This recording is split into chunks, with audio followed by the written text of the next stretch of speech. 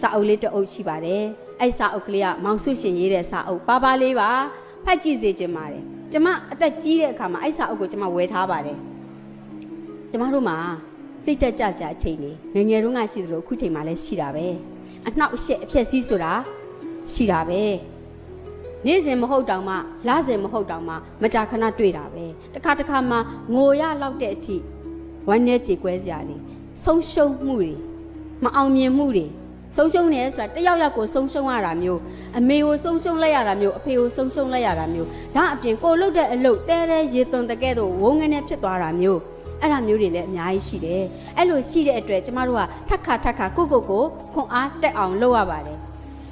ကျမကိုခွန်အားပေးတာစာပေးပါအဲ့ကြောင့်အဲ့စာအုပ်အထူးသဖြင့်အဲ့ဒီစာအုပ်ကိုကျမဘေးနားမှာအမြဲထားပါတယ်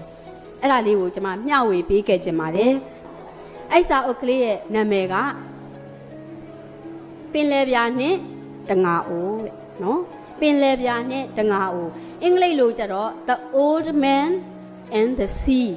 Old Man ဆိုတာလူအိုပေါ့နော်လူအိုနဲ့ the sea ဆိုတာပင်လယ်နော်လူအိုနဲ့ပင်လယ်ပေါ့နော်အဲ့ဒါကိုဆရာမောင်စုရှင်ကဘာသာပြန်လိုက်တဲ့ခါကျတော့ပင်လယ်ပြာနဲ့တငါအိုးတဲ့အဲ့ဒီစာအုပ်ကလေးကပါလေးရဲ့အဲ့ဒီစာအုပ်ဒီကျမအတွက်အခုချိန်မှာစိတ်တက်ကြနေတဲ့သူကိုစိတ်တက်တင်ပေးတဲ့စာအုပ်တင်ပေးတာဘယ်လိုလဲဆိုတော့တချို့စာအုပ်တွေရှိတယ်ကို self esteem မြင့်အောင်လို့နော်ငါလုပ်ရင်ဖြစ်ရမယ်ဆိုတာမျိုးအဲ့လိုမျိုးစာအုပ်တွေလည်းရှိတယ်ဒီစာအုပ်ကအဲ့ဒါမျိုးမဟုတ်ဘူးလောကရန်ကိုနားလည်အောင်လို့သင်ပေးတဲ့စာအုပ်ဇက်လိုက်ကဒီထဲထဲမှာဇက်လိုက်က3ယောက်ပါတယ်3ယောက်တစ်ယောက်ကအဖိုးအိုတော်အိုနေပြီအဖိုးအိုနော်သူကတစ်သက်လုံးမှာတငါပဲလှုပ်လာခဲ့တာငါဖမ်းရင်းကနေအသက်မွေးလာတဲ့အဖိုးအိုနေရာဒေသကဘယ်နေရာလဲဆိုတော့ကျူးဘားနိုင်ငံသိလားကျူးဘားနိုင်ငံပတ်ဝန်းကျင်မှာရှိနေတဲ့ပင်လယ်ကမ်းစပ်ကတငါရွာလေးနော်အဲ့ဒီရွာလေးမှာအဖိုးအိုသူဒီငယ်တုန်းကတည်းကအခုချိန်ကြည့်အောင်တငါလုပ်ငန်းနဲ့ပဲအသက်မွေးလာခဲ့တာအဲ့တော့အဲ့ဒီတငါလုပ်ငန်းမှာသူဒီအရင်တုန်းကတော့အောင်မြင်တယ်အဲ့ဒီရက်အဲ့ဒီပိုင်းအဲ့ဒီဝတ္ထုရေးတဲ့အချိန်တုန်းကအဲ့ဒီဝတ္ထုရဲ့ဇက်တည်တဲ့အချိန်တုန်းကငါဖမ်းမမိလို့စိတ်တက်ကြနေတဲ့အချိန်ဘယ်လောက်ချိန်ငါဖမ်းမမိဘူးလဲကျမတို့တငါတွေက